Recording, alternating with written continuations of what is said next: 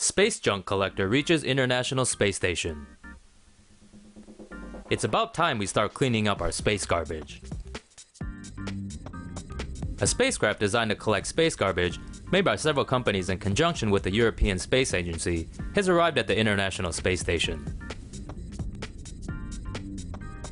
The removed debris satellite weighs 100 kilograms and is equipped with a 30-centimeter long harpoon that can be shot towards space debris in order to push it away from functioning satellites. It also has a net that can be launched towards objects. After wrapping around the debris, the net can then be cut loose to burn up while re-entering the Earth's atmosphere. After being deployed from the ISS, the satellite will first conduct preliminary tests with CubeSats acting as space fragments. Researchers are expected to start testing the spacecraft within the next few weeks. Anyone need a ticket to Mars? More space junk to fall to Earth. There's a whole lot of junk about to enter Earth's atmospheric trunk. According to Space.com, the rocket body of an Indian Polar Satellite Launch Vehicle is expected to fall to Earth around April 3rd. It weighs 907 kilograms. Part of a European Space Agency satellite is also expected to drop to Earth on the same day. Fortune reports that Kazakh spacecrafts Flok 2E3 and 2E6 are expected to plummet to Earth on Wednesday and on Friday this week.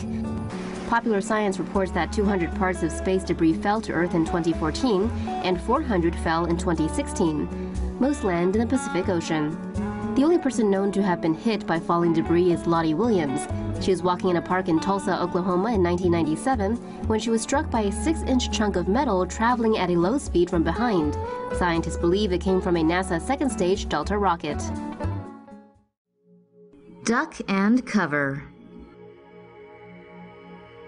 China's Tiangong-1 space station is said to come crashing into Earth within the next few months. The Tiangong-1 was launched in 2011 as part of China's push to become a space superpower and has been used for manned and unmanned missions.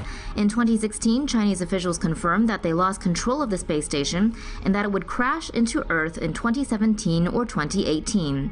Over the past few weeks, the 8.5-ton station has dipped below 300 kilometers in altitude.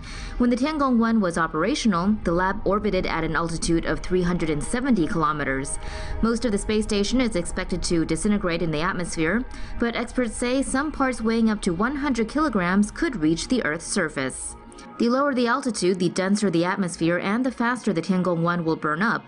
China's space agency has told the UN it expects the Tiangong-1 to crash between October 2017 and April 2018. Luxury space hotel to blast off in 2021. To infinity and where poor people can't afford to go. Startup Orion Span announced on Thursday it plans to build a luxury space hotel to launch in late 2021 and start accepting guests by 2022. A 12-day stay at Aurora Station will begin at $9.5 million. The space station will be roughly the same size as a large private jet cabin. It will be 43.5 feet long by 14.1 feet wide and have a pressurized volume of 5,650 cubic feet. It will orbit at an altitude of 200 miles.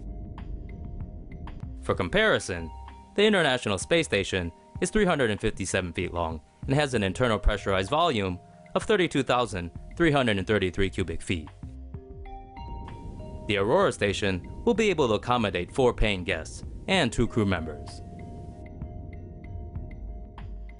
Orion Span is also planning to add new modules to the space hotel over time. Long term, the company says it hopes to sell actual space and new modules for living or subleasing.